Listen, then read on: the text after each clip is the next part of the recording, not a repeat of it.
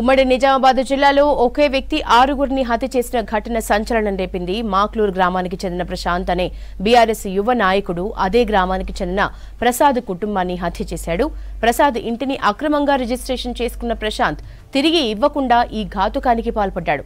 ప్రసాద్, అతని భార్య, 2 పిల్లలు, 2 చెల్లెళ్లను మొత్తం 6గురిని హత్య చేశాడు. కుటుంబం మొత్తం హత్యకు గురి కావడంతో గ్రామంలో విషాద ఛాయలు అలుముకున్నాయి. దీనిపై మరింత సమాచారం బాధిత కుటుంబం ఇంటి వద్ద నుంచి రజనీకాంత్ అందిస్తారు. ఒకే కుటుంబానికి చెందినటువంటి 6 వ్యక్తులు హత్య చేయబడినటువంటి ఘటన నిజామాబాద్ జిల్లాలో కలకలం రేపింది. మాక్లూరు గ్రామానికి చెందినటువంటి ప్రశాంత్ అనే ఒక యువకుడు ఒకే కుటుంబానికి చెందినటువంటి 6 వ్యక్తుల్ని, కుటుంబానికి సంబంధించినటువంటి వ్యక్తులందరినీ కూడా హత్య చేయడం ప్రస్తుతం జిల్లా వ్యాప్తంగా కూడా సంచలనం కలిగిస్తుంది. మాక్లూరు గ్రామానికి చెందినటువంటి ప్రశాంత్ అనే వ్యక్తి గతంలో ప్రసాద్ అనే వ్యక్తి దగ్గర ప్రస్తుతం మనకు విజువల్స్ లో చూస్తున్నటువంటి ఇంటిని తీసుకున్నాడు. గతంలో ఈ ఇల్లు హౌస్ లోన్ కు సంబంధించి ప్రసాద్ అనే వ్యక్తి ప్రశాంత్ని అప్రోచ్ అయ్యాడు. ప్రశాంత్ అప్రోచ్ అయినటువంటి క్రమంలో బ్యాంక్ లోన్ ఇప్పిస్తానంటూ ఈ ఇంటిని ఆయన పేరు మీద రిజిస్ట్రేషన్ చేసుకున్నాడు. అయితే బ్యాంక్ లోన్ రాకపోవడంతో ప్రసాద్ తిరిగి తన ఇంటిని తనకి ఇవ్వమని ప్రశాంత్ మీద ఒత్తిడి చేశాడు. ప్రసాద్ ఈ నేపథ్యంలో తరచూ వివాదాలు జరిగినాయి. గతంలో 2-3 సార్లు గ్రామ పెద్దల సమక్షంలో దీనికి సంబంధించినటువంటి పంచాయతీ కూడా జరిగినట్టుగా మనకు సమాచారం అందుతుంది. గ్రామస్తులు చెప్తున్నారు గతంలో దీనికి సంబంధించి ఒకసారి పంచాయతీ కూడా జరిగిందని చెప్తున్నారు. సో ఇట్లా చాలా రోజులుగా ఈ వివాదం నెలకొంది. ఈ క్రమంలో గత 15 రోజుల క్రితం ప్రసాద్ అనేటువంటి కుటుంబానికి సంబంధించినటువంటి వ్యక్తులందరినీ కూడా ప్రశాంత్ బయటకు తీసుకెళ్లాడు. ఒక్కొక్కరిని హత్య చేశాడు. ఒక్కొక్కరిని హత్య చేసినటువంటి ఒక్కొక్క వ్యక్తిని, ఒక్కొక్క డెడ్ బాడీని కూడా వేరు ప్రాంతాల్లో ఆయన విశ్లేషాడు. ఈ క్రమంలో పోలీసులకు కూడా తొందరగా మిస్టరీ అంతు చిక్కలేదు. అయితే 3 రోజుల క్రితం సదాశివ్ నగర్ మండలంలో సదాశివ్ నగర్ పోలీస్ స్టేషన్ పరిధిలో మహిళా మృతదేహం దొరికింది. ఆ మహిళా మృతదేహం ఏదైతే ఉందో అది మృతుడు ప్రసాద్కు సంబంధించినటువంటి చిన్న చెల్లెలు మృతదేహంగా పోలీసులు గుర్తించారు. సో పోలీసుల దర్యాప్తులో పూర్తి క్రైమ్ కు సంబంధించినటువంటి పూర్తి కోణం వెలుగులోకి వచ్చింది. ప్రసాద్ అనేటువంటి వ్యక్తిని మాచారెడ్డిలో ప్రస్తుతం ఆయన వలస ఉంటున్నటువంటి ప్రసాద్ ను తిరిగి తన ఇల్లు తనకి ఇస్తానని చెప్పి ఆయన నిజామాబాద్ తీసుకొచ్చేటువంటి క్రమంలో ప్రసాద్ ని ముందుగా హత్య చేశాడు. హత్య చేసి ఆ డెడ్ బాడీని సదాశివ్ నగర్ అటవీ ప్రాంతాల్లో విసిరేశాడు. ఆ తర్వాత ప్రసాద్ భార్యను, అట్లాగే ప్రసాద్ సంబంధించినటువంటి 2 కౌల పిల్లల్ని కూడా హత్య చేశాడు. ఆ కౌల పిల్లల్ని హత్య చేసి పోచంపాడు సోన్ సమీపంలో గోదావరి నదిలో పడేశాడు. భార్య యొక్క మృతదేహాన్ని బాసర్ గోదావరిలో పడేశాడు. ఇట్లా 6 వ్యక్తుల్ని రకరకాలుగా హత్యలు చేసిన తర్వాత ఆ డెడ్ బాడీస్ ని పోలీసులకు కానీ బంధువులు కానీ గుర్తుపట్టకుండా ఉండేలాగా శవాల్ని పూర్తిగా కాల్చేసారు. మాట్లాడదాం, గ్రామస్తులు ఉన్నారు. ఎట్లా ఎన్ని రోజులైంది, ఎన్ని రోజులైంది వీళ్ళు కనిపించక?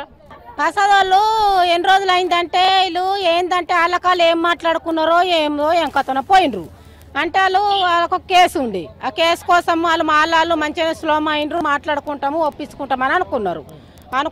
ఆయనతో మళ్ళా ఇక ఈయనలో లోపల ఏం తిరిగినరో ఏం కథనో తెలియదు. ఇక మనకు తెలియదు. దోస్తాన్లు ఆయన పోయిండు, దోస్తాన్లు ఈయన పోయిండు, అయింది. అయితే ఇక మరి 3-4 రోజుల నుంచి వీళ్ళు పోయి 15-20 రోజులు అవుతుంది. ఇప్పుడు 7-8 నెలలు అవుతుంది. ఇప్పుడు వాళ్ళు పోయి ఇప్పుడు ఏమన్నా తక్కువ అవుతుంది. ఇప్పుడు వాళ్ళని ఎట్లా చంపేసిండ్రో ఆయన్ని కూడా అట్లా చంపాలి సార్. అమ్మ ఇట్లాంటివి జరిగినాయి మీ ఊర్లో ఇంతకుముందు? ఎప్పుడు చూడలే, ఇదే మొదటిసారి, ఎప్పుడు చూడలే. చెప్పండి, ఏమైంది? మీ భూమేనా? మా భూమి సార్. పిల్లల పెళ్లి ఉంటే ఏం చేసిండు, మీకు లోన్ ఇప్పిస్తాను తోలుకుపోయిండు. లోన్ ఇస్తాను తోలుకుపోయి మన ట్రాన్స్ఫారం కాడ చెట్ల కింద పోకుండా లోపల ఇప్పుడే రాకు, నేను అన్ని రాపిస్తా చేస్తా, నువ్వు సంతకాలు పెట్టినప్పుడే వద్దు అని చెప్పిండు. అంటే మొత్తం రాపించినాక చేసినాక సంతకాలు పెట్టేటప్పుడే పోయినా. తాత నువ్వు నడరా చేయరాదు, కుంటుకాలు అటు ఇటు తిరగకు చేయకు, ఏనే పోకుండా అంటే సరేలే అన్న. ఇప్పుడు నాకు ఏం లేకుండా చేసిండు. ఎన్ని ఎకరాలు ఉండే మా పొలం మీకు? 18 ఈసాలు 2 ఈసాలు దాకా బియ్యాడు. అవును, ఆయన పేరు మీద వేసుకుని ఆయన పేరు మీదకించి ఇంకొక తన పేరు మీద వేసిండు.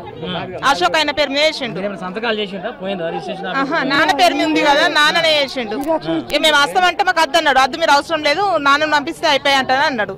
అయితే ఏడుకోతున్నారు అంటే బ్యాంక్ వెళ్తాం, బ్యాంక్ వచ్చి పైసలు తీసుకొని వస్తా అంటే అన్నాడు. మరి ఏమన్నా నేను అవసరం ఉంటే ఎక్కువ అంటే అద్దు అవసరం లేదు, అక్క 40,000 అవసరం కావాలంట అన్నాడు. ఈ 40,000 ఇచ్చిన 6 లక్షలు అవి వస్తాయి, ఈ 40,000 కూడా రిటర్న్ వస్తాయి, 6 నెలలకు ఒకసారి కట్టాలంటే సరే అంటనే అన్నాం. అన్నదానికి నాన్న ఒక దోలకపోయిండు, సంతకం పెట్టించుకున్నాడు, ఇక పంపించేసిండు. మళ్ళీ 15 రోజులకి ఇట్లా మీ భూమి లేదు ఏం లేదు వేరే పేరు మీద ఎక్కింది అంటే అప్పుడు వచ్చి దొరకట్టేళ్ళకంటే లేడు, ఇక పారిపోయిండు. అప్పటి నుంచే పారిపోతూనే ఉన్నాడు. ఇక ఇంటికాడ అసలు దొరకలేడు. రోజు వస్తున్నాం వెళ్తున్నాము. ఇంటికాడ ఉంటలేడు. మళ్ళీ కులంలో మొత్తం పీసి ఇచ్చినాము, మాట్లాడిపిస్తే 6 నెలల దాకా అంటే మీకు ఇస్తామంటని చెప్పారు. 6 నెలలు మరి టైం అయింది, మరి ఏమంటే వస్తున్నా ఇగో ఇస్తా, ఆగు 2 వద్దులాగు 3 వద్దులాగు 5 వద్దులాగు అనుకుంటా అంతే చెప్తుండు.